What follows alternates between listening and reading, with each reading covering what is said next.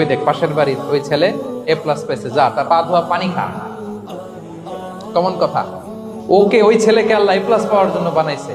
আল্লাহ ওকে ওই মেধা দিচ্ছে। আপনার ছেলে যেটা পারবে 10টা এ প্লাস হোল্ডার ওটা পারবে না।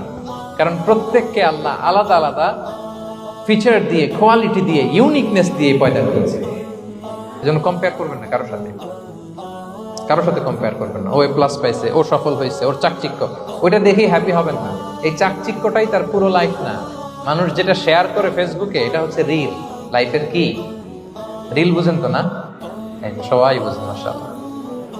Highlighted reel. আপনি কি মনে করছেন এই যে রিলের মধ্যে যতটুকু দেখছেন এটা পুরোটাই ওর লাইফ?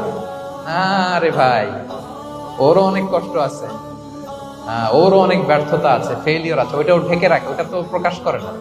দেখবেন আমরা ফেসবুকে ছবি শেয়ার দিলে কি করি? সবচেয়ে ভালো ছবিটা খুঁজি, হ্যাঁ, হাসি। ওই দেখ পাশের বাড়ির ওই ছেলে